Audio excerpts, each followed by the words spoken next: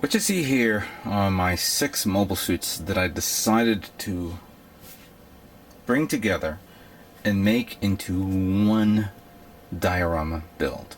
It was one of my most ambitious projects this summer of 2012. I have to admit, I think I did it was a bit of an overkill for me. I should have concentrated on a smaller amount of kits, but I said, you know what, it's either I make or break it. And even though I've put a lot of effort on making each kit, and let's break this down on each kit. My Zaku 2, which I refer to as the Enigma Zaku, which I decided to custom make it to try, make it a little different, came out really great, especially around the face mask, using a lot of plot plate, and it was a definite improvement over my custom Type C, which I made, which leaves a lot to be desired, and I can imagine many people are not too fond of it. But I did make up on it with the assault rifle design, which I custom made my own. From there, I decided to introduce the other 4. I made the Justa. I refer to it as the Desert Justa kit. I did a nice little painting camo build of the Kempfer, which, of course, at the same time, I decided to use the magnetic mines as like a magnetic grenade mines to throw it over, over buildings. The GM Striker, which I thought was one of those kits that needed to be reintroduced into the series. Nothing changed other than the fact that I just did a different color scheme, almost the same as as what it was, but a little browner. And of course my custom Go Custom, which, to tell you the truth, white was probably not a good idea, unless I wanted to make it as a desert color. An Arctic color. But regardless, I did all 6 of them as I promised, including the 2 gun tanks, which I forgot to show. Here it is. And I decided to put it on that massive diorama that I've shown everyone. It was a great work.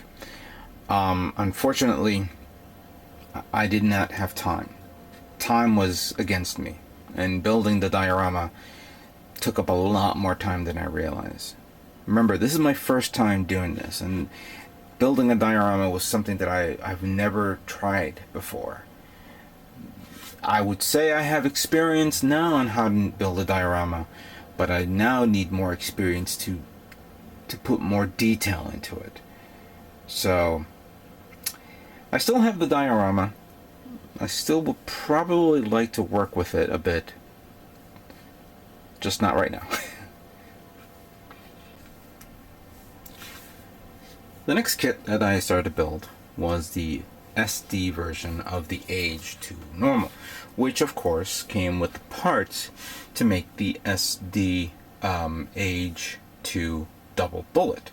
Double Bullet pretty much had more airtime than the H2 Normal. However, you cannot deny the fact that the H2 Normal was a really nice kit looking. It looks really cool. It pays homage to I would probably say the Gundam, the Zeta Gundam from the series, since it's a transformable type. This kit allows you to transform it into the fighter mode, or what I kind of like to refer to as the Strider mode. But it's a parts farming, so it's a bit tough to do that. I know that even though when you get the Master Grade version, it's pretty simple. I've heard some negative things about the transformation of the Strider mode on the Master Grade kits. Regardless, another cool kit to get. Definitely recommend for those who have children who would like to try out building Gundam kits. Speaking of the Double Bullet, here's of course the high grade version of the Double Bullet.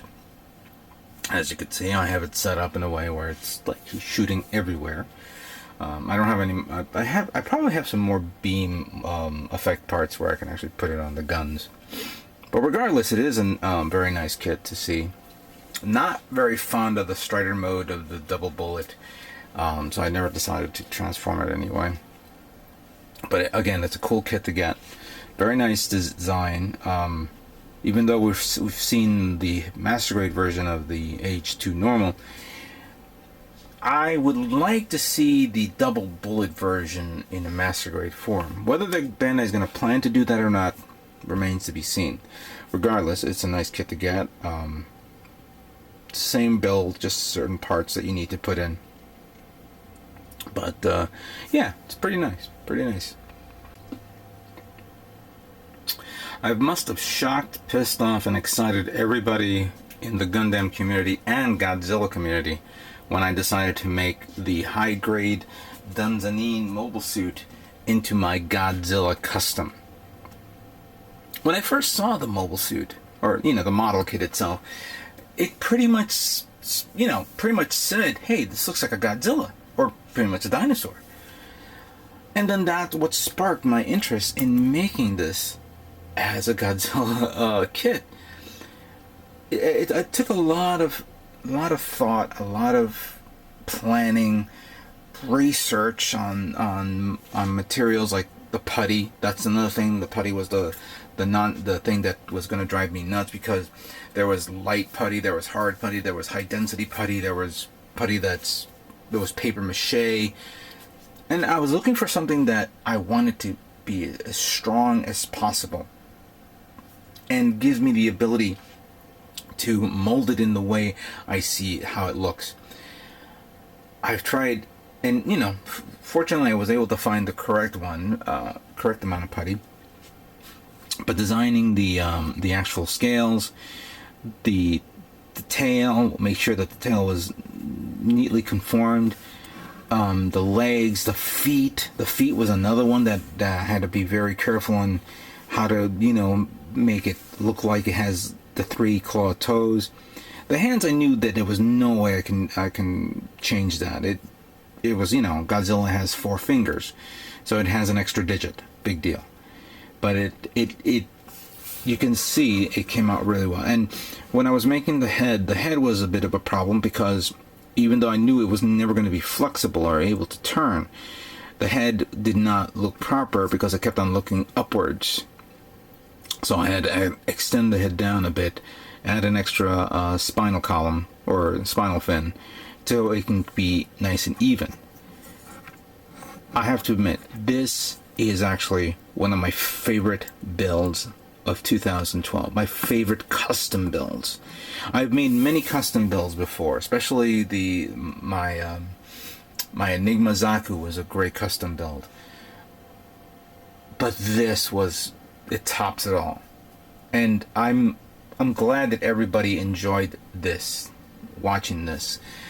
Please, if you guys go watch it again. It's something to behold. But I'm definitely proud of this kit. As the Age series was nearing its end, we were introduced to the next mobile suit, the 4th Age Gundam, known as the HFX. This, of course, was the ultimate in mobile suits because it incorporated the C funnels, as you could see there in the circular formation, which is being controlled by the pilot. Funnels that's been used on every other animated series, from Char's Counterattack to Seed to even 00 Gundam. The ability to remote control these little funnel type things to either cut or slash through mobile suits. A nice kit to see, and I'm actually more anticipating this kit as a master grade kit than I am anticipating the H3 Normal. Since there's only one version of this kit, we see it using its massive beam cannon that was used only once in the series. But this is something that I am looking forward to when it comes out as a master grade kit. But as for a high grade kit, definitely recommend to get it. Also, this month, in the month of, I think it's January or February, we're going to be seeing the full burst version of this, which is pretty much has a beautiful color of blue. My next XD kit that I made for this year, for calendar year 2012, happens to be the H3 Normal. Now, the H3 Normal had all the cool little options to make it as the SD Orbital, and of course SD Fortress mode. But I love the normal version. For some odd reason, this is actually one of my favorite looking SD kits out there. I don't know, I kind of like its little stoutness, its bulkiness, the little mini cannon that he has there. But I kind of like the head, and I guess maybe I'm second guessing myself. I am more anticipating on the Master Grade kit, but this one is really cool. Age 2, not bad. Age 1, okay. Age 3, definitely. I love this guy. If there's a Master Grade kit that I would definitely like to take a sledgehammer to this calendar year of 2012, it happens to be the Master Grade Victory Gundam, from, of course, the Victory Gundam animated series. Never in my life have I worked on a kit that has so many flaws that this has introduced. And I will partly apply 30% of the blame to me, because at the time when I was building, even though painting wise came out well, the blue came out excellent and even, the red okay, the silver and the gold fine. But what kind of annoyed the hell out of me was the fact that I didn't realize that this is a small kit for a Master Grade. This is pretty much the equivalent to a high grade in height. I think my Banshee is bigger than this. But it's not that. It's the engineering. It's the fact that you cannot make something this small and make it that posable to transform it into any of the mobile armors that we all remember. But partially, of course, is the fact that you cannot paint joints together, especially with lacquer-based paint. I learned it the hard way, and I can understand that if people want to say, oh, you did this wrong, I understand. I'll accept that. But regardless, it's a piece of shit. It is a piece of shit. I can't believe that I couldn't. I would like to revisit the other kit that I have, which is basically the core booster. But and I think I'll make the core booster as its own. But I'll never apply it to this guy, and I will never paint it. In all fairness, during this video, I wanted to scream and yell at this piece of shit. But it's a Gundam, and I'll accept that I built it. My next Master Grade kit, which I needed to build just to cleanse the palette, happens to be the Master Grade Aegis from the Mobile Suit Gundam Seed animated series. This kit came out amazing and well done, especially since I was able to figure out the evenness of all the red. I had it planned out on how to spray paint each red part evenly, and it came out pretty well. Everything was nice and even. The gray, the metallic, the gunmetal, and the gray and the other gray parts came out okay as well. The white was alright as well. I think everything on this kit pretty much came out okay. The only thing was, it was at this point in time that I realized, wait a minute, maybe it's not a good idea to paint the joints, because then when you paint a joint or a peg that goes into a hole, remember that peg is specifically designed to fit in that hole nice, so it can turn evenly. Add an extra layer of paint, not a good idea. So this is something that I was able to catch myself when I was making this kit and realizing, no, I can't do that. So for future kits, for future Master Grade kits, when I begin to paint it, I'm going to have to make sure that I tape those holes and tape the peg, the actual peg parts itself. So that way when I paint it, those are not affected and allow me to, manipulate and move the parts evenly. But regardless, the Aegis came out pretty well. I had a hard time transforming it because of the painting of the joints, so it will never be transformed into a mobile armor. But regardless, you can't deny the fact that this is a really cool kit to get. And I was, you know, grateful that it came out perfect. The next kit that many people love to bash would happen to be the Strike Freedom. This is the original high-grade kit that came out a while back. I've had it for quite some time, and I thought, no, it'd be a good idea to build it. Well, unlike the master grade version and the perfect grade, it's a simple kit to build.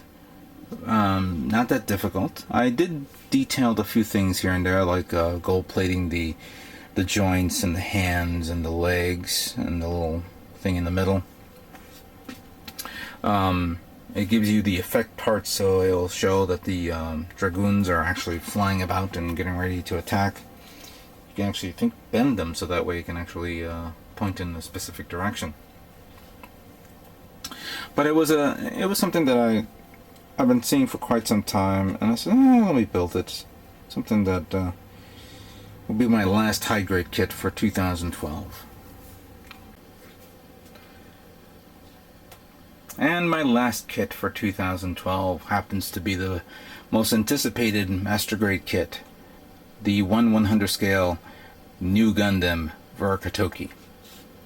An amazing kit, pretty big, and a tremendous amount of parts, pretty much equivalent to building the full armor. It is a pretty big kit, bigger than any of the master grades that I've had, and even though it was a straight build, it was a straight build that I really enjoyed making. Again, this is something that many people should get their hands on, regardless of how much they owe, if they're not working or anything like that. This is a definite buy for anyone who is a fan of the new Gundam and, of course, the Charos counterattack. With the level of detail that they have put on this kit, it was definitely worth the price, and I have to say, I really enjoyed making it.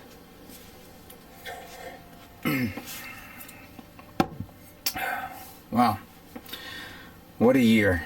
2012 really made me do a lot of work. You guys made me do a lot of work. I experimented on many things this past calendar year, and I realized that the work that I have done is pretty much pale to comparison to the other people out there who's done far amazing work out there. All my subscribers all the people that I've subscribed make amazing kits, and you guys know who you are: Vegeta, Meccano Man, Prime 92, Gunpla, and there are a few others that you have to forgive me if I don't remember. There's a guy who actually put LEDs on his kit. There's another guy who does custom paint jobs. All of your work inspires me to try to do the best work I can possibly can. I always try to think of new ideas, new techniques, crazy ideas, and I like to share this with you guys. As for 2013, what I plan to do, I would probably say the same thing that I did in 2012. But I like to focus on things that I wish I can do more. I'll definitely look into the possibility of LEDs. And I have some interesting ideas on what to do with them. Dioramas, of course, is another thing I would like to try. But instead of making it a huge undertaking like I did, I'll make something small and simple. Something that's easily can be transported and admired. Custom jobs is another thing that I want to do, and even though I do a lot of custom paint jobs, I would like to do another custom build, kind of like what I did with the Danzanin and